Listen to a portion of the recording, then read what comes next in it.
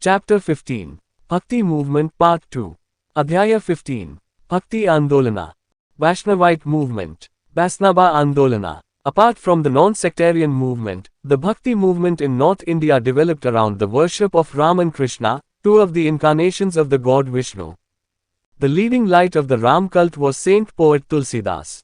He was a great scholar and had made a profound study of Indian philosophy and literature. His great poem, the Ramacharitamanasa, popularly called Tulsi Krita Ramayana, is very popular among Hindu devotees till date, in which he portrays the image of Sri Ram as all-virtuous and all-powerful, the Lord of the world, and the very embodiment of the supreme reality, Param Brahma. অসাম্প্রদায়িক আন্দোলন ছাড়াও উত্তর ভারতে ভক্তি আন্দোলন গড়ে উঠেছিল বিষ্ণুর দুই অবতার রাম ও কৃষ্ণের পূজাকে ঘিরে। রামধর্মের প্রধান আলো ছিলেন সাধক কবি তুলসীদাস। তিনি একজন মহান পণ্ডিত ছিলেন এবং ভারতীয় দর্শন ও সাহিত্যের গভীর অধ্যয়ন করেছিলেন। তার মহান কাব্য রামচরিতমানস, যাকে তুলসীকৃত রামায়ণ বলা হয়, আজ পর্যন্ত হিন্দু ভক্তদের মধ্যে খুবই জনপ্রিয়, যেখানে তিনি শ্রীরামের মূর্তিকে সমস্ত গুণী ও সর্বশক্তিমান, বিশ্বের প্রভু এবং তার মূর্ত প্রতীক হিসাবে চিত্রিত করেছেন। পরম বাস্তবতা পরব্রহ্ম। On the other hand, the followers of the Krishna cult founded the Radha Vallabhi sect under Hari Vansa in 1585 CE. In the early 16th century, অন্যদিকে কৃষ্ণ সম্প্রদায়ের অনুসারীরা 1585 খ্রিস্টাব্দে হরিবংশের অধীনে রাধাবল্লভী সম্প্রদায় প্রতিষ্ঠা করে। 16 শতকের গোড়ার দিকে Vallabhacharya, a popular Bhakti saint, popularized the Krishna Bhakti cult. He was followed by Surdas, 1483 to 1563 CE, and Mirabai, 1503 to 1573 CE. Surdas wrote Sursagar in Braj Bhasha, which is full of verses on the charm of Lord Krishna and his beloved Radha. Mirabai, the daughter-in-law of Rana Sanga, was a great devotee of Krishna, and she became popular in Rajasthan for her bhajans. Later, the exponent of the Ram cult and the Krishna cult among the Vaishnavas branched off into a number of sects and creeds. Vallabhacharya একজন জনপ্রিয় ভক্তি সাধক কৃষ্ণ ভক্তি ধর্মকে জনপ্রিয় করেছিলেন। তিনি সুরদাস 1483 থেকে 1563 খ্রিস্টাব্দ এবং মীরাবাই 1503 থেকে 1573 খ্রিস্টাব্দ অনুসরণ করেছিলেন। সুরদাস ব্রজভাষায় সুরসাগর লিখেছিলেন, যা ভগবান কৃষ্ণ এবং তার প্রিয় রাধার মোহনীয় শ্লোকে পূর্ণ। রানা সাঙ্গার পুত্রবধূ মীরাবাই কৃষ্ণের একজন মহান ভক্ত ছিলেন এবং তিনি তার ভজনের জন্য রাজস্থানে জনপ্রিয় হয়ে উঠেছিলেন। পরবর্তীকালে বৈষ্ণবদের মধ্যে রাম ও কৃষ্ণ সম্প্রদায়ের প্রবর্তক বিভিন্ন সম্প্রদায় ও ধর্মে বিভক্ত হয়ে পড়ে। Interestingly, the Vaishnava Bhakti movement in Bengal was very different from its counterparts in North India and the South. It was influenced by the Vaishnava Bhakti tradition of the Bhagavata Purana, and the Sahajiya Buddhist and Natpanthi traditions. These traditions focused on the esoteric and emotional aspects of devotion. In the 12th century, Jayadeva was an important Bhakti saint in this tradition. He highlighted the mystical dimension of love with reference to Krishna and Radha. Chaitanya was another popular Bhakti saint from the region, who was even looked upon as an avatar of Krishna. মজার ব্যাপার হল, বাংলার বৈষ্ণব ভক্তি আন্দোলন উত্তর ভারত ও দক্ষিণের অংশগুলির থেকে খুব আলাদা ছিল। এটি ভাগবত পুরাণের বৈষ্ণব ভক্তি ঐতিহ্য এবং সহজিয়া বৌদ্ধ এবং নাথপন্থী ঐতিহ্য দ্বারা প্রভাবিত ছিল। এই ঐতিহ্যগুলি ভক্তির রহস্যময় এবং আবেগগত দিকগুলির উপর দৃষ্টি নিবদ্ধ করে। 12 শতকে জয়দেব এই ঐতিহ্যের একজন গুরুত্বপূর্ণ ভক্তি সাধক ছিলেন। তিনি কৃষ্ণ ও রাধার প্রসঙ্গে প্রেমের রহস্যময় মাত্রা তুলে ধরেন। চৈতন্য ছিলেন এই অঞ্চলের আরেকজন জনপ্রিয় ভক্তি সাধক, যাকে কৃষ্ণের অবতার হিসেবেও দেখা হতো। 16. Chaitanya Mahaprabhu. Chaitanya Mahaprabhu, well-known saint, ascetic Hindu monk, and social reformer of Bengal, who popularized the Krishna cult in the 16th century. With him, the Bhakti movement in Bengal began to develop into a reform movement as it questioned social division on the basis of caste, popularized the Sankirtan system, group devotional songs accompanied with ecstatic dancing. He renounced the world, became an ascetic, and wandered all over the country preaching his ideas. সুপরিচিত সাধক তপস্বী হিন্দু সন্ন্যাসী এবং বাংলার সমাজ সংস্কারক, যিনি 16 শতকে কৃষ্ণ ধর্মকে জনপ্রিয় করেছিলেন। তার সাথে বাংলার ভক্তি আন্দোলন একটি সংস্কার আন্দোলনে বিকশিত হতে শুরু করে কারণ এটি বর্ণের ভিত্তিতে সামাজিক বিভাজনকে প্রশ্নবিদ্ধ করেছিল, সংকীর্তন কীর্তন পদ্ধতিকে জনপ্রিয় করে তোলে, দল ভক্তিমূলক গানের সাথে উচ্ছ্বসিত নৃত্য। তিনি জগৎ ত্যাগ করেছিলেন, তপস্বী হয়েছিলেন এবং তার ধারণা প্রচারের জন্য সারা দেশে ঘুরে বেড়ান। He proclaimed the universal brotherhood of man and condemned all distinction based on religion and caste, and emphasized love and peace. তিনি মানুষের সার্বজনীন ভ্রাতৃত্ব ঘোষণা করেছিলেন এবং ধর্ম ও বর্ণের ভিত্তিতে সকল ভেদাভেদকে নিন্দা করেছিলেন এবং ভালোবাসা ও শান্তির উপর জোর দিয়েছিলেন। He showed great empathy towards the suffering of other people, especially that of the poor and the weak, and believed that through love and devotion, song and dance, a devotee can feel the presence of God. তিনি অন্যান্য মানুষের, বিশেষ করে দরিদ্র এবং দুর্বলদের দুঃখের প্রতি মহান সহানুভূতি দেখিয়েছিলেন এবং বিশ্বাস করতেন যে প্রেম এবং ভক্তি, গান এবং নৃত্যের মাধ্যমে একজন ভক্ত ঈশ্বরের উপস্থিতি অনুভব করতে পারেন। He accepted disciples from all classes and castes, and his teachings are widely followed in Bengal even today. তিনি সকল শ্রেণী ও বর্ণের শিষ্য গ্রহণ করেছিলেন এবং আজও বাংলায় তার শিক্ষা ব্যাপকভাবে অনুসরণ করা হয়। The biography of Chaitanya was written by Krishnadas Kaviraj. চৈতন্যের জীবনী লিখেছেন কৃষ্ণদাস কবিরাজ। 17 Narsing Mehta. Narasimha Mehta, saint from Gujarat who wrote songs in Gujarati depicting the love of Radha Krishna. Author of Mahatma Gandhi's favorite bhajan, Vaishnava Janko. গুজরাটের সাধু যিনি রাধাকৃষ্ণের প্রেমকে চিত্রিত করে গুজরাটি ভাষায় গান লিখেছেন। মহাত্মা গান্ধীর প্রিয় ভজন বৈষ্ণব জানকো এর লেখক। 18. Saint Tyagaraja, 1767 to 1847 CE. Saint Tyagaraja, 1767–1847 CE, was one of the greatest composers of Carnatic music, who composed thousands of devotional compositions, most in Telugu and in praise of Lord Ram. Carnatic সঙ্গীতের অন্যতম সেরা সুরকার ছিলেন, যিনি হাজার হাজার ভক্তিমূলক রচনা করেছিলেন, বেশিরভাগ তেলুগুতে এবং ভগবান রামের প্রশংসায়। He was a prolific composer and composed the famous Pancharatna Kritis, meaning 5 gems. He was highly influential in the development of the classical devotional music tradition. তিনি একজন প্রসিদ্ধ সুরকার ছিলেন এবং বিখ্যাত পঞ্চরত্ন কৃত্তিস অর্থাৎ 5টি রত্ন রচনা করেছিলেন। শাস্ত্রীয় ভক্তিমূলক সঙ্গীত ঐতিহ্যের বিকাশে তিনি অত্যন্ত প্রভাবশালী ছিলেন। Sufism, Sufibada. The word Sufi is derived from Suf, which means wool in Arabic, referring to the simple cloaks the early Muslim ascetics wore. It also means purity, and thus can be understood as the one who wears wool on top of purity. The Sufis were regarded as people who kept their heart pure and who sought to communicate with God through their ascetic practices. The terms Sufi, Wali, Dervish, and Fakir are used interchangeably for Muslim saints who attempted to achieve development of their intuitive faculties through ascetic exercises, contemplation, renunciation, and self-denial. God, man, and the relation of love between God and man, is fundamental to Sufism. The ideas of Ruh, soul, Qurbat, divine proximity, and Hulul, infusion of the divine spirit, Ishq, divine love, and Fana, self-annihilation are central to the theory of Sufism. Sufism thus represents the inward esoteric, mystical side of Islam.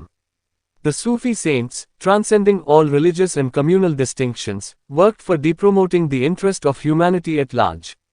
The Sufis regarded God as the supreme beauty, and believed that one must admire him, take delight in his thought, and concentrate his attention on him only. They believed that God is Mushrik and Sufis are the Ashiks. সুফি শব্দটি সুফ থেকে উদ্ভূত হয়েছে, যার অর্থ আরবি ভাষায় উল, যা প্রাথমিক মুসলিম তপস্বীরা পরিধান করা সাধারণ পোশাককে নির্দেশ করে। এর অর্থ বিশুদ্ধতা এবং এইভাবে বোঝা যায় যে বিশুদ্ধতার উপরে পশম পরিধান করে। সুফিদের এমন লোক হিসাবে গণ্য করা হতো যারা তাদের হৃদয়কে শুদ্ধ রাখতেন এবং যারা তাদের তপস্বী অনুশীলনের মাধ্যমে ঈশ্বরের সাথে যোগাযোগ করতে চেয়েছিলেন। সুফি, ওয়ালি, দরবেশ এবং ফকির শব্দগুলি বিনিময়যোগ্যভাবে মুসলিম সাধকদের জন্য ব্যবহৃত হয় যারা তপস্বী অনুশীলন, মনন, ত্যাগ এবং আত্মত্যাগের মাধ্যমে তাদের স্বজ্ঞাত দক্ষতার বিকাশ অর্জনের চেষ্টা করেছিলেন। ঈশ্বর, মানুষ এবং ঈশ্বর ও মানুষের মধ্যে প্রেমের সম্পর্ক সুফিবাদের মৌলিক।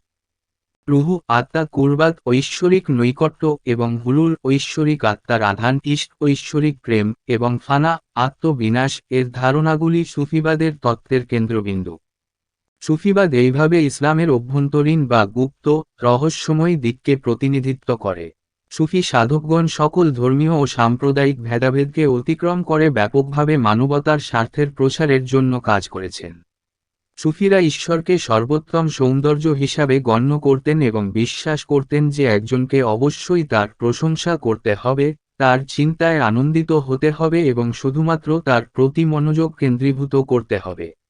তারা বিশ্বাস করত যে ঈশ্বর হলেন মাসুক এবং সুফিরা হলেন Ashiq. Sufism stressed the elements of love and devotion as effective means of the realization of God. Love of God meant the love of humanity, and hence they believed that service to humanity was tantamount to service to God. In Sufism, self-discipline was considered an essential condition to gain the knowledge of God by sense of perception. While Orthodox Muslims emphasize external conduct, the Sufis lay stress on inner purity.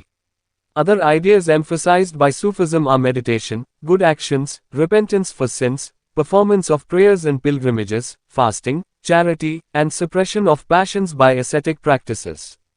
সুফিবাদ ঈশ্বরের উপলব্ধির কার্যকর উপায় হিসাবে প্রেম এবং ভক্তির উপাদানগুলির উপর জোর দেয়।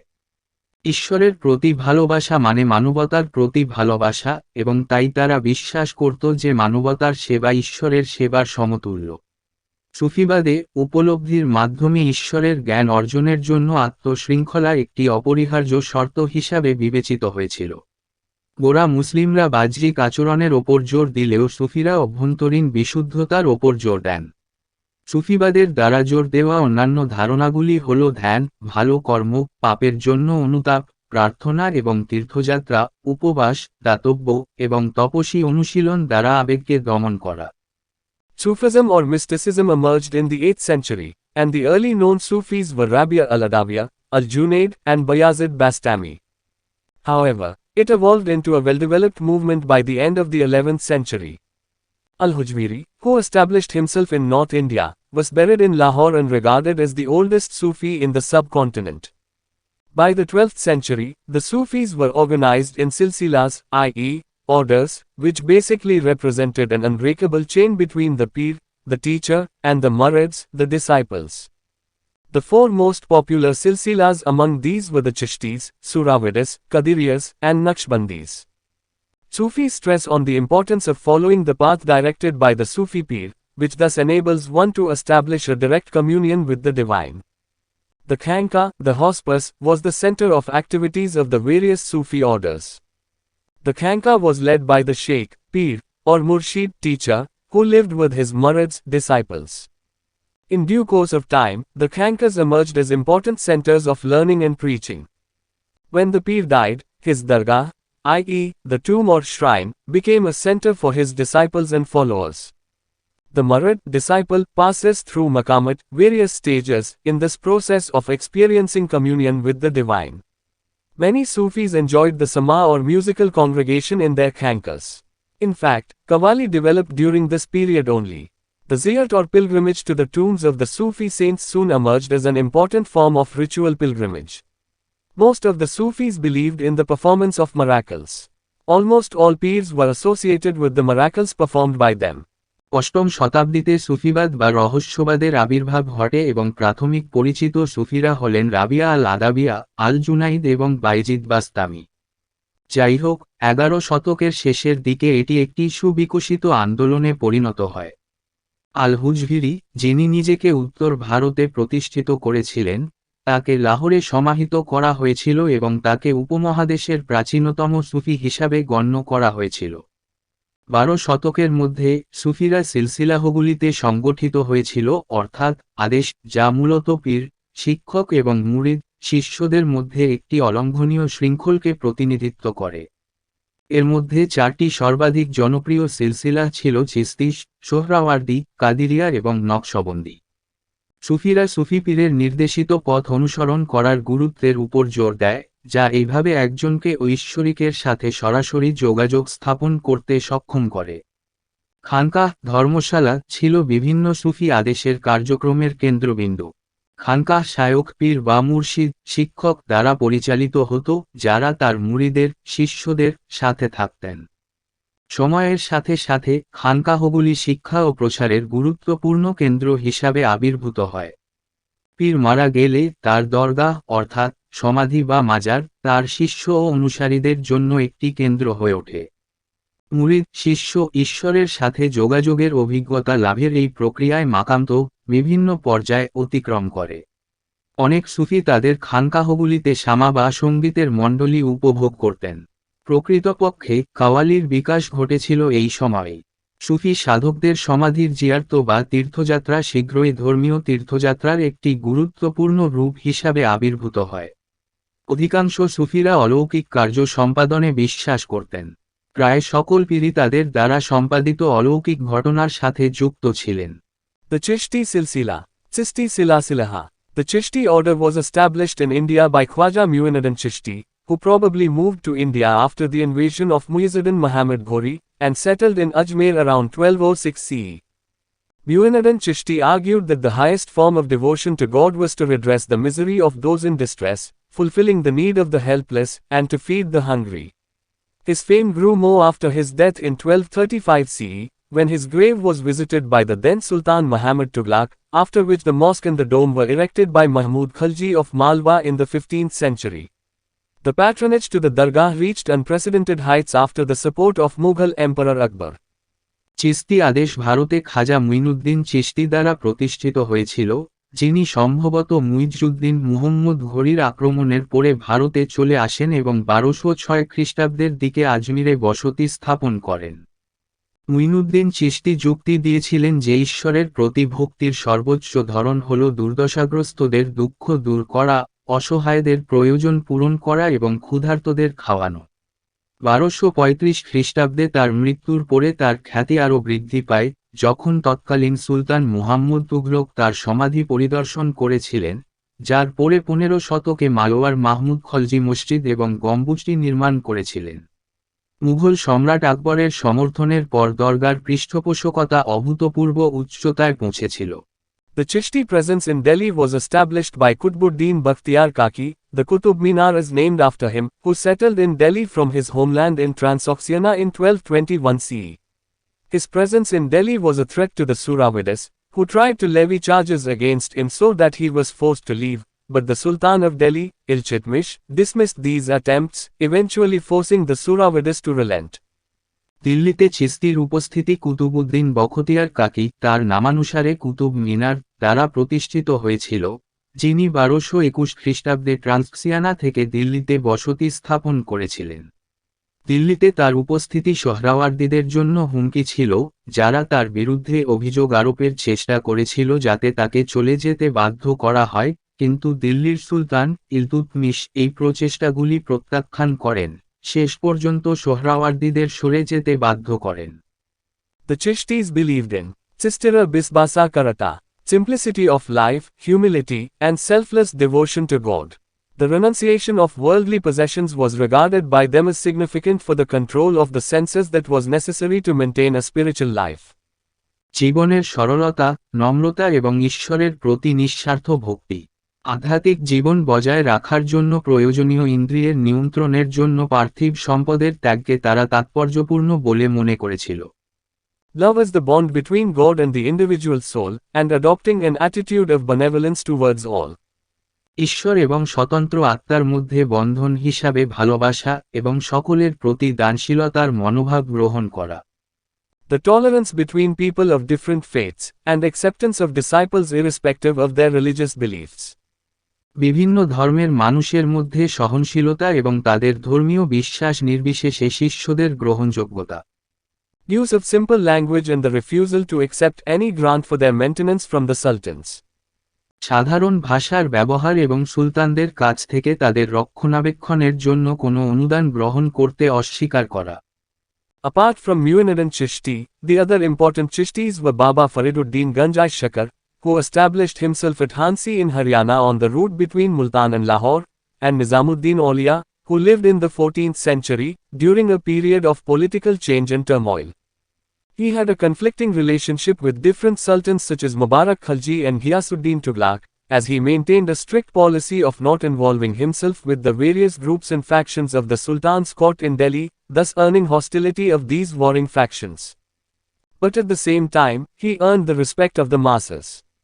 On the other hand, Nasiruddin Chirag-i-Dehlavi, a disciple of Nizamuddin Auliya, was another Chishti saint who played an active role in the political affairs of the period. Muinuddin Chishti ছাড়াও অন্য গুরুত্বপূর্ণ চিশতিরা হলেন বাবা ফরিদুদ্দিন গঞ্জি সাকার, যিনি মুলতান ও লাহোরের মধ্যবর্তী পথে হরিয়ানার হানসিতে নিজেকে প্রতিষ্ঠিত করেছিলেন, এবং নিজামুদ্দিন আউলিয়া, যিনি 14 শতকে বসবাস করেছিলেন, যিনি রাজনৈতিক পরিবর্তনের সময়কালে বসবাস করেছিলেন, এবং অশান্তি মুবারক খলজি এবং গিয়াসউদ্দিন তুগলাকের মতো বিভিন্ন সুলতানের সাথে তার বিরোধী সম্পর্ক ছিল, কারণ তিনি দিল্লিতে সুলতানের আদালতের বিভিন্ন গোষ্ঠী ও দলগুলির সাথে নিজেকে জড়িত না করার একটি কঠোর নীতি বজায় রেখেছিলেন, এইভাবে এই যুদ্ধরত দলগুলির বৈরিতা অর্জন করেছিলেন। তবে একই সাথে তিনি জনগণের সম্মান অর্জন করেছিলেন। অন্যদিকে নাসিরুদ্দিন চিরাগি দেহলাভি, নিজামুদ্দিন আউলিয়ার শিষ্য, ছিলেন আরেক চিশতি সাধু যিনি এই সময়ের রাজনৈতিক বিষয়ে সক্রিয় ভূমিকা পালন করেছিলেন। In the 13th century, the Chishti order was established in the Deccan by Sheikh Burhanuddin Gharib. Between the 14th and 16th centuries, many Chishti Sufis migrated to Gulbarg, and also contrary to past practice, some of the Chishtis began accepting grants and patronage from the ruling establishment.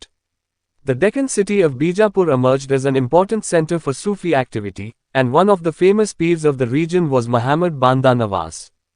13তম শতকে দাক্ষিণাত্যে শায়খ বুরহানুদ্দিন গরিব কর্তৃক চিশতি আদেশ প্রতিষ্ঠিত হয়।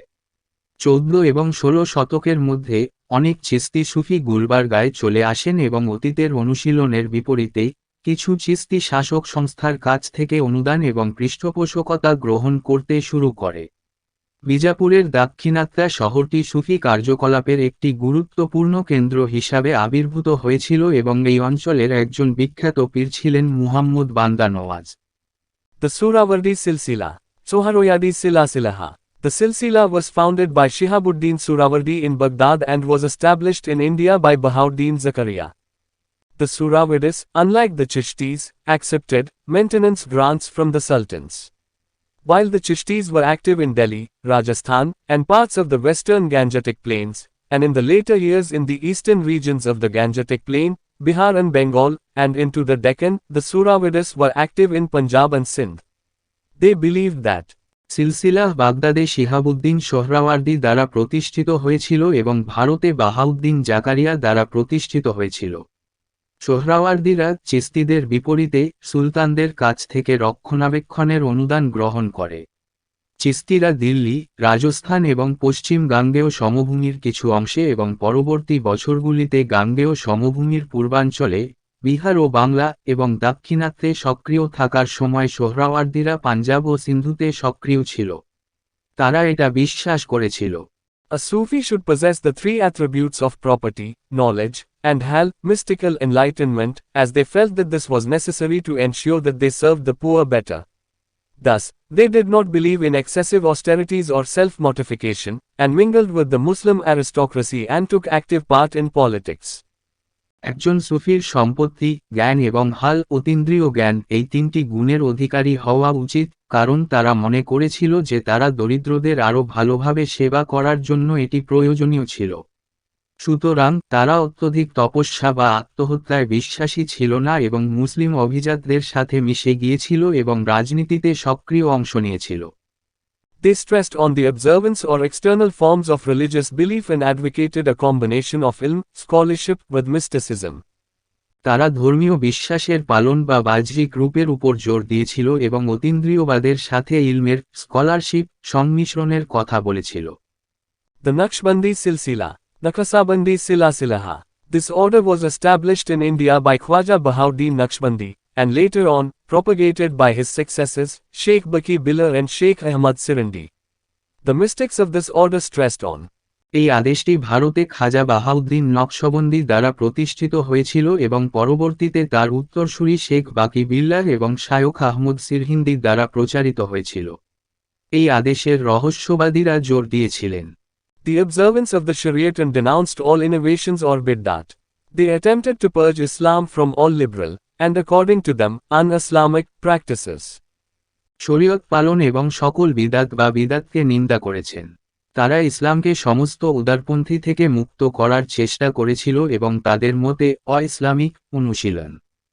They opposed the listening of sama, religious music, and the practice of pilgrimage to the tombs of saints, and strongly opposed interaction with Hindus and Shias. In fact, it was Baba Farid, the famous Sufi saint, who maintained that devotional music was one way of coming close to God. তারা সামা, ধর্মীয় সঙ্গীত শ্রবণ এবং সাধুদের সমাধিতে তীর্থযাত্রার অনুশীলনের বিরোধিতা করেছিল এবং হিন্দু ও শিয়াদের সাথে মিথস্ক্রিয়ার তীব্র বিরোধিতা করেছিল। প্রকৃতপক্ষে বিখ্যাত সুফি সাধক বাবা ফরিদ ছিলেন, যিনি মনে রাখতেন যে ভক্তি সঙ্গীত হল ঈশ্বরের নৈকট্য লাভের একটি উপায়। They criticized the liberal policies of Akbar, such as the high status accorded by Akbar to many non-Muslims, the withdrawal of the jizya, and the ban on cow slaughter. তারা আকবরের উদার নীতির সমালোচনা করেছিল, যেমন আকবর অনেক অমুসলিমকে উচ্চ মর্যাদা দিয়েছিলেন, জিজিয়া প্রত্যাহার করেছিলেন এবং গরু জবাই নিষিদ্ধ করেছিলেন। Contrary to the Chishtis, they maintained that the relationship between man and God was that of the slave and the master and not of the relation of a lover and beloved. চিস্তিদের বিপরীতে তারা বজায় রেখেছিল যে মানুষ এবং ঈশ্বরের মধ্যে সম্পর্কটি দাস এবং প্রভুর সম্পর্ক এবং প্রেমিক এবং প্রিয়জনের সম্পর্কের নয়। The Qadri Silsila, Qadri Silasilaha, the Qadriya Silsila, which was popular in Punjab, was initiated during the Mughal rule under the teachings of Sheikh Abdul Qadir and his sons, Sheikh Niamtullah, Muqaddam Muhammad Jilani, and Mian Mir, who had enrolled the Mughal princess Jahanara and her brother Dara as disciples. Another prominent peer was Shah Badakhshani. The peers of this order supported the following. Qadiriyya সিলসিলা, যা পাঞ্জাবে জনপ্রিয় ছিল, মুঘল শাসনামলে শেখ আব্দুল কাদির এবং তার পুত্র শেখ নিয়ামতুল্লাহ, মুকদুম মুহম্মদ জিলানি এবং মিয়ান মির শিক্ষার অধীনে শুরু হয়েছিল, যিনি মুঘল রাজকুমারী জাহানারা এবং তার ভাই দারাকে নথিভুক্ত করেছিলেন। শিষ্যরা আরেকজন বিশিষ্ট পীর ছিলেন শাহ বদখশানী। এই আদেশের পীরগণ নিম্নলিখিতগুলিকে সমর্থন করেছিলেন। The concept of Wadat al-Wajud, meaning unity of existence, or unity of being, that is to say, God and his creation are one and similar. ওয়াহদাত আল ওয়াজুদের ধারণা, যার অর্থ অস্তিত্বের ঐক্য বা সত্তার ঐক্য, অর্থাৎ ঈশ্বর এবং তার সৃষ্টি এক এবং একই রকম। They dismissed orthodox elements, declaring that the infidel who had perceived reality and recognized it was a believer and that a believer who did not recognize reality was an infidel. তারা অর্থোডক্স উপাদানগুলিকে বরখাস্ত করেছিল, ঘোষণা করেছিল যে কাফের যে বাস্তবতা উপলব্ধি করেছে এবং স্বীকৃতি দিয়েছে সে একজন বিশ্বাসী এবং যে বিশ্বাসী বাস্তবতাকে চিনতে পারেনি সে কাফের। It is pertinent to note that during the medieval period, while there was a constant tension between the liberal and orthodox views in Islam, the Sufis featured on both sides. For instance, there were the Chishtis who held a liberal view and argued in favor of assimilation of local traditions, while there were Naqshbandi Silsila proponents who held the orthodox view of Shariat and argued that through the other Silsilas, the purity of Islam was being diluted. But the majority of the Sufis found resonance with the liberal opinion that argued against the narrow definition of Islamic laws by the ulema. এটি লক্ষণীয় যে মধ্যযুগীয় সময়ে, যখন ইসলামে উদারপন্থী এবং গোঁড়া মতবাদের মধ্যে একটি ক্রমাগত উত্তেজনা ছিল, তখন সুফিরা উভয় পক্ষের বৈশিষ্ট্যযুক্ত ছিল। উদাহরণস্বরূপ, সেখানে চিস্তিরা ছিল যারা উদারপন্থী দৃষ্টিভঙ্গি পোষণ করতেন এবং স্থানীয় ঐতিহ্যের আত্মীকরণের পক্ষে যুক্তি দিয়েছিলেন, যেখানে নকশবন্দি সিলসিলাহ প্রবক্তারা ছিলেন যারা শরীয়তের অর্থোডক্স দৃষ্টিভঙ্গি ধারণ করেছিলেন এবং যুক্তি দিয়েছিলেন যে অন্যান্য সিলসিলার মাধ্যমে ইসলামের বিশুদ্ধতাকে পাতলা করা হচ্ছে। কিন্তু সুফিদের অধিকাংশই উদারপন্থী মতের অনুরণন খুঁজে পান যা উলামাদের দ্বারা ইসলামী আইনের সংকীর্ণ সংজ্ঞার বিরুদ্ধে যুক্তি দিয়েছিল। Impact of Sufism. Sufibadera Prabhava. These liberal and unorthodox features of Sufism had a profound influence on medieval Bhakti saints. In the later period, Akbar, the Mughal emperor, appreciated Sufi doctrines, which shaped his religious outlook and religious policies. Alongside the Sufi movement, the Bhakti cult was gaining strength among the Hindus, and these two parallel movements based on the doctrines of love and selfless devotion contributed a great deal in bringing both the communities of Hindus and Muslims closer together. সুফিবাদের এই উদার ও অপ্রথাগত বৈশিষ্ট্যগুলি মধ্যযুগীয় ভক্তি সাধকদের উপর গভীর প্রভাব ফেলেছিল। পরবর্তী সময়ে আকবর, মুঘল সম্রাট সুফি মতবাদের প্রশংসা করেছিলেন, যা তার ধর্মীয় দৃষ্টিভঙ্গি এবং ধর্মীয় নীতিগুলিকে গঠন করেছিল। সুফি আন্দোলনের পাশাপাশি ভক্তি সাধনা হিন্দুদের মধ্যে শক্তিশালী হয়ে উঠছিল এবং প্রেম এবং নিঃস্বার্থ ভক্তির মতবাদের উপর ভিত্তি করে এই দুটি সমান্তরাল আন্দোলন হিন্দু ও মুসলমান উভয় সম্প্রদায়কে কাছাকাছি নিয়ে আসার ক্ষেত্রে বিরাট অবদান রেখেছিল।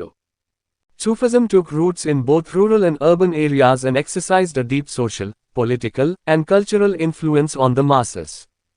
It rebelled against all forms of religious formalism, orthodoxy, falsehood, and hypocrisy, and endeavored to create a new world order in which spiritual bliss was the only and the ultimate goal. At a time when struggle for political power was the prevailing madness, the Sufi saints reminded men of their moral obligations. To a world torn by strife and conflict, they tried to bring peace and harmony. সুফিবাদ গ্রামীণ ও শহুরে উভয় ক্ষেত্রেই শিকড় গেড়েছিল এবং জনসাধারণের উপর গভীর সামাজিক, রাজনৈতিক ও সাংস্কৃতিক প্রভাব ফেলেছিল। এটি সমস্ত ধরনের ধর্মীয় আনুষ্ঠানিকতা, গোঁড়ামি, মিথ্যা এবং কপটতার বিরুদ্ধে বিদ্রোহ করেছিল এবং একটি নতুন বিশ্ব ব্যবস্থা তৈরি করার চেষ্টা করেছিল যেখানে আধ্যাত্মিক আনন্দই ছিল একমাত্র এবং চূড়ান্ত লক্ষ্য। এমন এক সময়ে যখন রাজনৈতিক ক্ষমতার জন্য সংগ্রাম ছিল প্রচলিত উন্মাদনা, সুফি সাধকগণ মানুষকে তাদের নৈতিক দায়িত্বের কথা মনে করিয়ে দিয়েছিলেন। বিবাদ ও সংঘর্ষে বিধ্বস্ত বিশ্বে তারা শান্তি ও সম্প্রীতি আনার চেষ্টা করেছিল। The most important contribution of Sufism is that it helped to blunt the edge of Hindu-Muslim prejudices by forging the feelings of solidarity and brotherhood between these two religious communities. These Sufi saints are revered even today by not only Muslims but by a large number of Hindus, and their tombs have become popular places of pilgrimage for both communities. সুফিবাদের সবচেয়ে গুরুত্বপূর্ণ অবদান হল যে এটি এই দুই ধর্মীয় সম্প্রদায়ের মধ্যে সংহতি ও ভ্রাতৃত্বের অনুভূতি জাগিয়ে হিন্দু মুসলিম কুসংস্কারের প্রান্ত ভোতা করতে সাহায্য করেছে। এই সুফি সাধকদের আজও শুধু মুসলমানই নয়, বিপুল সংখ্যক হিন্দুদের দ্বারাও শ্রদ্ধা করা হয় এবং তাদের সমাধিগুলি উভয় সম্প্রদায়ের জন্য জনপ্রিয় তীর্থস্থান হয়ে উঠেছে। Key term or concept and their meaning. Muller Tarma ba dharana ebam tadara artha. A Kanka means peer or the preceptor who lived in a hospice and followed certain practices of Sufism. কানকাহ মানে পীর বা উপদেশদাতা যিনি ধর্মশালায় থাকতেন এবং সুফিবাদের কিছু অনুশীলন অনুসরণ করতেন। B. Sama means religious music, which led to ecstasy. Shama মানে ধর্মীয় সঙ্গীত, যা পরমানন্দের জন্ম দেয়। C. Toba means repentance over bad deeds. Tauba artha kharapa kajera janya anutipta hoya. D. Vara means non-acceptance of what was not given freely. হারা মানে যা অবাধে দেওয়া হয়নি তা গ্রহণ না করা। জুলাদ মিন্স কেন্ডনেস। চুলাদ মানে দয়া। ইফ ফাকেয়ার মিন্স পভার্টি। ফোকর মানে দারিদ্র। G. Sir means to observe tolerance. Suhara mane sahanasilata palana kara. H. Sukar means acceptance of obligation. Sukara mane badhyabadhakata esbikara kara. I. Khof means symbolizes fear. Khofa mane bhaira pratika. J. Tawakkul means to observe contentment. Tayakula mane santusti palana kara. K. Rija means surrender to achieve salvation. Rija mane paritranera janya atma samarpana. L. Ziyarat means practice of visiting tombs. Jiyarata mane kabara jiyarata karara anusilana. M. Ba Shara means who followed Islamic law. Ba Sara mane yini Islami aina anusarana karekailna. And Beshara means who are not bound by the Shariat law. বেশারা মানে যারা শরীয়ত আইনে আবদ্ধ নয়। শিখ movement. Sikha Andolana. The Sikh movement had origins in the medieval period when Saint Preacher Guru Nanak founded the Sikh religion, which started as a minor religion, but developed into a prominent religion over the centuries. There were 10 recognized living gurus in the Nanak line. শিখ আন্দোলনের উৎপত্তি মধ্যযুগীয় সময়ে হয়েছিল যখন সাধু প্রচারক গুরু নানক শিখ ধর্ম প্রতিষ্ঠা করেছিলেন, যা একটি ক্ষুদ্র ধর্ম হিসাবে শুরু হয়েছিল, কিন্তু শতাব্দীর পর শতাব্দী ধরে একটি বিশিষ্ট ধর্মে পরিণত হয়েছিল। নানক লাইনে 10 জন স্বীকৃত জীবিত গুরু ছিলেন। 1. গুরু নানক 1469–1539 CE। গুরু নানক 1469 থেকে 1539 খ্রিস্টাব্দ। Founder of Sikhism, who was born in Tilwindi near Lahore in a respectable family of accountants. শিখ ধর্মের প্রতিষ্ঠাতা, যিনি লাহোরের কাছে তালওয়ান্দিতে হিসাবরক্ষকদের একটি সম্ভ্রান্ত পরিবারে জন্মগ্রহণ করেন। Rejected the authority of the Vedas and preached the new idea of God as the supreme, universal, all-powerful, truthful, formless, fearless, without hate, self-existent, everlasting creator of all things, the eternal and absolute truth. বেদের কর্তৃত্বকে প্রত্যাখ্যান করে ঈশ্বরকে সর্বোত্তম, সার্বজনীন, সর্বশক্তিমান, সত্যবাদী, নিরাকার, নির্ভীক, বিদ্বেষহীন, স্ব-অস্তিত্বশীল, সবকিছুর চিরস্থায়ী স্রষ্টা, চিরন্তন ও পরম সত্য বলে নতুন ধারণা প্রচার করেছিলেন। He denounced caste distinctions and rituals like bathing in holy rivers, and promoted equality of all human beings, including women. He argued that the caste and honor should be judged by the acts or the deeds of individuals. He laid stress on concepts of justice, righteousness, and liberty. তিনি পবিত্র নদীতে স্নানের মতো জাতিভেদ এবং আচার অনুষ্ঠানের নিন্দা করেছিলেন এবং নারী সহ সমস্ত মানুষের সমতার প্রচার করেছিলেন। তিনি যুক্তি দিয়েছিলেন যে জাত এবং সম্মানের বিচার করা উচিত ব্যক্তির কাজ বা কাজের দ্বারা। তিনি ন্যায়বিচার, ন্যায়পরায়ণতা এবং স্বাধীনতার ধারণার উপর জোর দেন। His conception of religion was highly practical and sternly ethical. He exhorted people to give up selfishness, falsehood and hypocrisy and to lead a life of truth, honesty and kindness. He advised people to follow the principles of conduct and worship, sak truth, halal, lawful earning, khair, wishing well of others, niyat, right intention, and service to the Lord. Abide pure amidst the impurities of the world, was one of his famous sayings. ধর্ম সম্পর্কে তার ধারণা ছিল অত্যন্ত ব্যবহারিক এবং কঠোরভাবে নৈতিক। তিনি জনগণকে স্বার্থপরতা, মিথ্যা ও ভণ্ডামি ত্যাগ করে সত্য, সততা ও দয়াময় জীবনযাপনের আহ্বান জানান। তিনি লোকদের আচরণ ও উপাসনার নীতিগুলি অনুসরণ করার পরামর্শ দেন, সাচ, সত্য, হালাল, আইনসম্মত উপার্জন, খায়ের, অন্যের মঙ্গল কামনা করা, নিয়ত, সঠিক উদ্দেশ্য এবং প্রভুর সেবা। পৃথিবীর অপবিত্রতার মাঝে বিশুদ্ধ থাকো ছিল তার একটি বিখ্যাত উক্তি। His philosophy consists of three basic elements: a leading charismatic personality, the guru, ideology, shabad, and organization, sangat. তার দর্শন তিনটি মৌলিক উপাদান নিয়ে গঠিত: একজন নেতৃস্থানীয় ক্যারিশম্যাটিক ব্যক্তিত্ব, গুরু, আদর্শ, শব্দ এবং সংগঠন, সঙ্গত। He repudiated idol worship and did not favor pilgrimage, nor did he accept the theory of incarnation. He condemned formalism and ritualism. তিনি মূর্তি পূজা প্রত্যাখ্যান করেছিলেন এবং তীর্থযাত্রার পক্ষপাতী ছিলেন না বা অবতার তত্ত্বও গ্রহণ করেননি। তিনি আনুষ্ঠানিকতা ও আচার অনুষ্ঠানের নিন্দা করেছেন। He introduced the concept of langa, a community kitchen. তিনি ল্যাঙ্গার, একটি সম্প্রদায়ের রান্নাঘর, ধারণাটি চালু করেছিলেন। His main teachings can be summarized as faith in one true Lord, worship of the name. তার প্রধান শিক্ষাগুলিকে সংক্ষিপ্ত করা যেতে পারে: এক সত্য প্রভুর প্রতি বিশ্বাস, নামের উপাসনা। Necessity of the Guru in worship of the name God, conceptualized as nirguna, attributeless, and nirinkar, formless. নির্গুণ, গুণ কম, এবং নিরঙ্কার, নিরাকার হিসাবে ধারণা করা ঈশ্বর নামের উপাসনায় গুরুর প্রয়োজনীয়তা। 2. গুরু অঙ্গদ 1539–1552 CE। গুরু অঙ্গদ 1539 থেকে 1552 খ্রিস্টাব্দ। His real name was Bhai Lana. Tara Asala Nama Bhai Lahana. He standardized and popularized the Gurumukhi script of the Punjabi language. তিনি পাঞ্জাবি ভাষার গুরুমুখী লিপিকে প্রমিত ও জনপ্রিয় করেন। He established new religious institutions to strengthen the base of Sikhism and opened many new schools. শিখ ধর্মের ভিত্তিকে শক্তিশালী করার জন্য তিনি নতুন ধর্মীয় প্রতিষ্ঠান প্রতিষ্ঠা করেন এবং অনেক নতুন স্কুল খোলেন। He popularized and expanded the institution of Guru Ka Langa.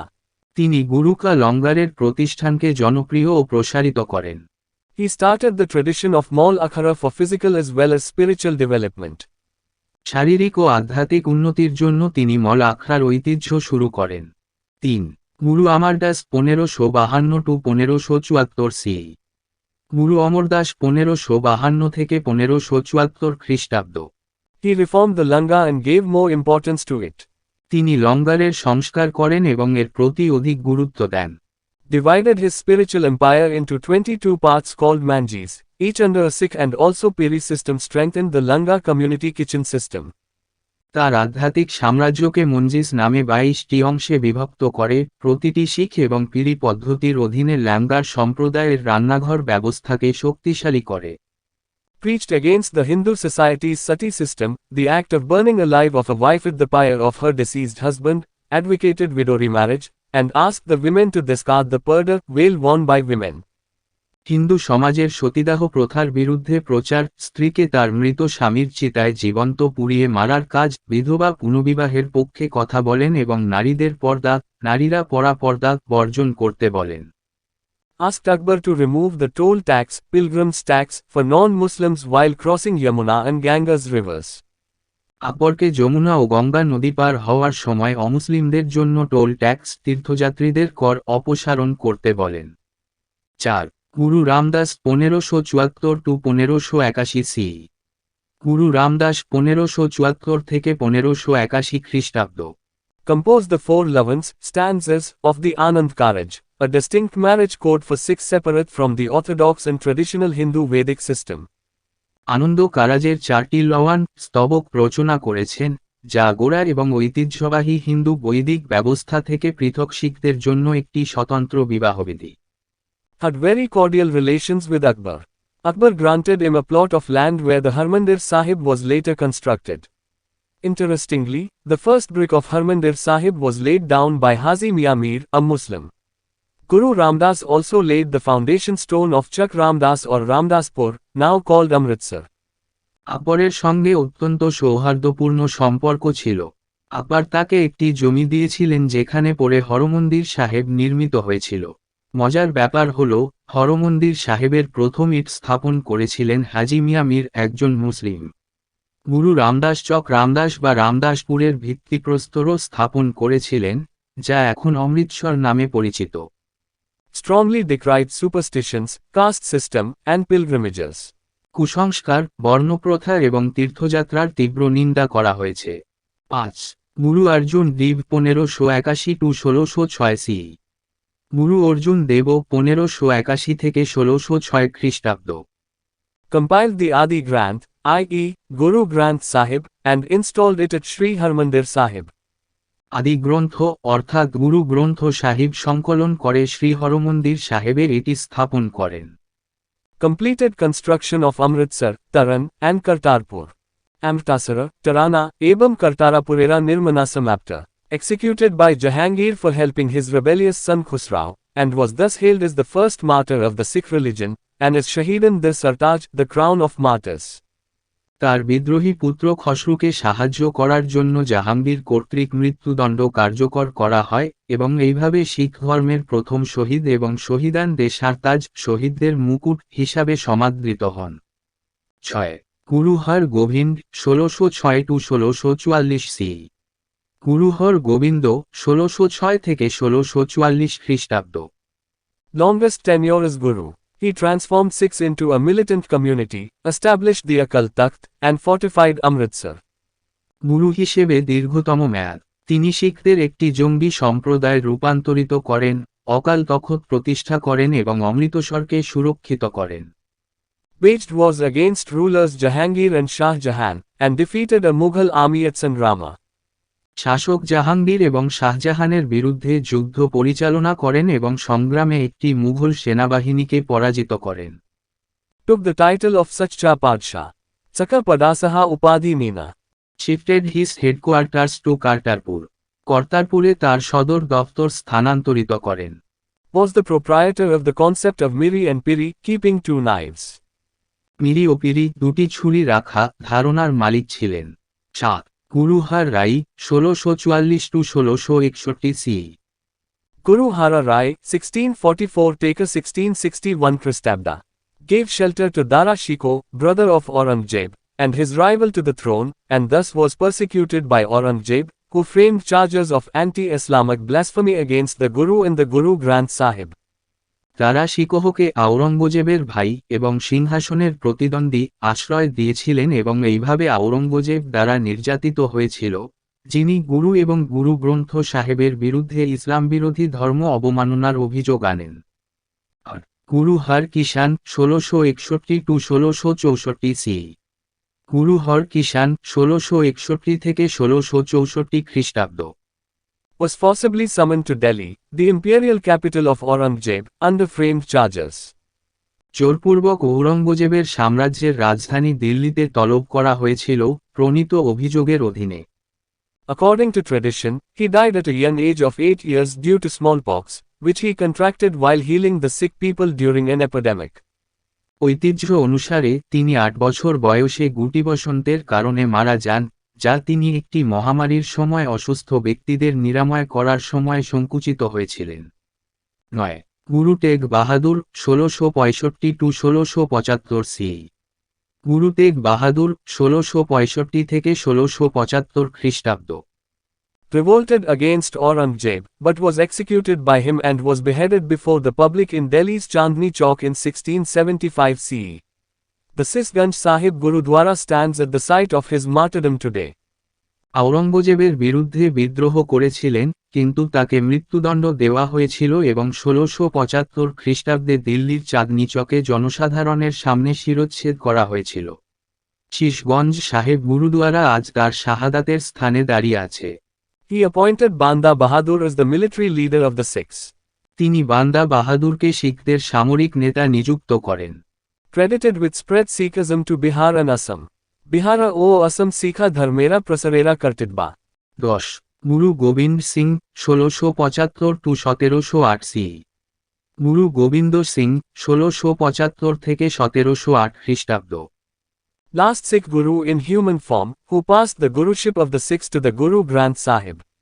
He died of complications from stab wounds inflicted by an Afghan, believed to have been sent by the Mughal governor, Wazir Khan. মানবরূপে শেষ শিখ গুরু, যিনি শিখদের গুরুত্ব গুরু গ্রন্থ সাহিবকে দিয়েছিলেন। তিনি একজন আফগানের ছুরিকাঘাতে জটিলতার কারণে মারা যান। বিশ্বাস করা হয় যে মুঘল গভর্নর ওয়াজির খান তাকে পাঠিয়েছিলেন।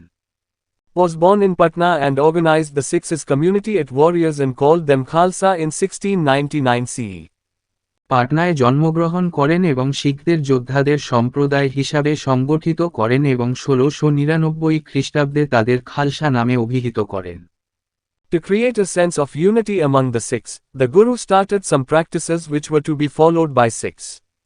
These were initiation through baptism by the double-edged sword, wearing uncut hair, carrying arms, and adopting the epithet Singh as part of the name. শিখদের মধ্যে ঐক্যের অনুভূতি তৈরি করার জন্য গুরু কিছু অনুশীলন শুরু করেছিলেন যা শিখদের অনুসরণ করতে হবে। এগুলি ছিল দ্বিধারী তলোয়ার দ্বারা বাপ্তিস্মের মাধ্যমে দীক্ষা, কাটা চুল পরিধান করা, অস্ত্র বহন করা এবং নামের অংশ হিসাবে সিং এপিথেট গ্রহণ করা। He selected 5 persons known as the Panch Pyare, the 5 beloved, and requested them to administer the Pahal, Amrit Chakcha, to him. তিনি পাঞ্চবিহারের 5 জন প্রিয়জন নামে পরিচিত 5 জন ব্যক্তিকে বেছে নিয়েছিলেন এবং তাদের অনুরোধ করেছিলেন তাকে পাহুল অমৃত চাখা দেওয়ার জন্য। Compiled the supplementary grant of Deshwan Padshan Ka Granth. দেশওয়ান পদশন কা গ্রন্থের সম্পূরক গ্রন্থ সংকলিত। ইম্পর্টেন্স অফ দি ভক্তি movement. Bhakti Andolanera Gurudba. The Bhakti movement had a tremendous impact in medieval India. For instance, ভক্তি আন্দোলন মধ্যযুগীয় ভারতে ব্যাপক প্রভাব ফেলেছিল। এই ক্ষেত্রে Bhakti movement provided an impetus for the development of regional languages such as Hindi, Marathi, Bengali, Kannada, etc. Since various preachers spoke and wrote in the regional languages, it resulted in the growth of these languages.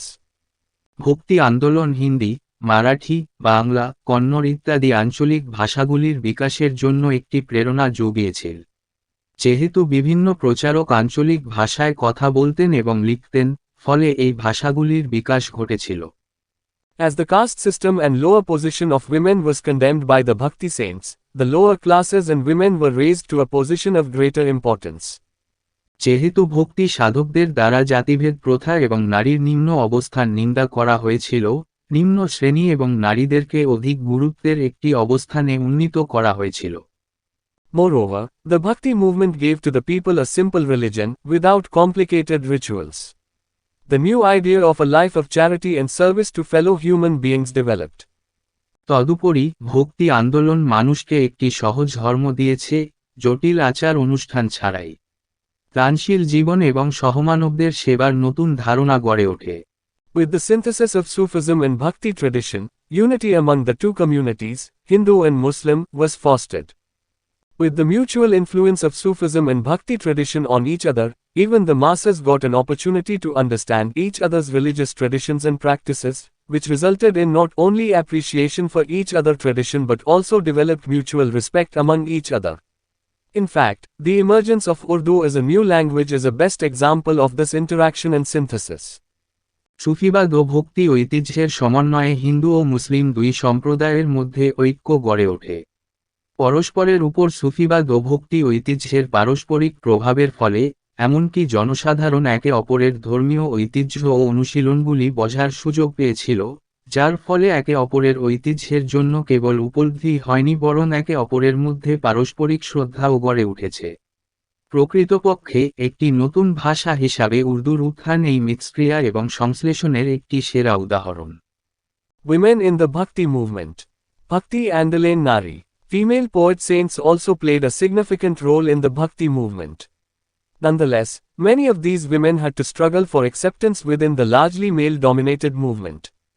Only through demonstrations of their utter devotion to the divine, their outstanding poetry and stubborn insistence of their spiritual equality with their contemporaries, they were able to garner acceptance and more egalitarian access to the divine. নারী কবি সাধকগণ ভক্তি আন্দোলনে উল্লেখযোগ্য ভূমিকা পালন করেন। তা সত্ত্বেও এই নারীদের অনেককে বৃহৎভাবে পুরুষ শাসিত আন্দোলনের মধ্যে গ্রহণযোগ্যতার জন্য সংগ্রাম করতে হয়েছিল।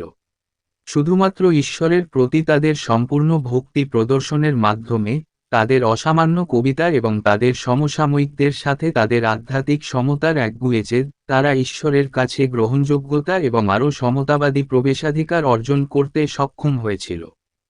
Since most of the Bhakti poetry was grounded in the everyday familiar language of the ordinary people, it is not surprising to find that women Bhaktas wrote more around the same issues such as the obstacles faced by them at home, family tensions, the absent husband, meaningless household chores, and restrictions of married life, including their status as married women. যেহেতু ভক্তি কবিতার অধিকাংশই সাধারণ মানুষের দৈনন্দিন পরিচিত ভাষায় স্থাপিত ছিল, তাই এটা দেখে অবাক হওয়ার কিছু নেই যে নারী ভক্তরা একই বিষয় নিয়ে বেশি লিখেছেন, যেমন গৃহে তাদের মুখোমুখি বাধা, পারিবারিক উত্তেজনা, অনুপস্থিত স্বামী, অর্থহীন গৃহস্থালির কাজ, এবং বিবাহিত জীবনের সীমাবদ্ধতা, বিবাহিত নারী হিসাবে তাদের মর্যাদা সহ। In many cases, the women saints rejected traditional women's roles and societal norms by leaving husbands and homes altogether, choosing to become wandering bhaktas, while in other instances, they tried to engage with bhakti without discarding their household roles.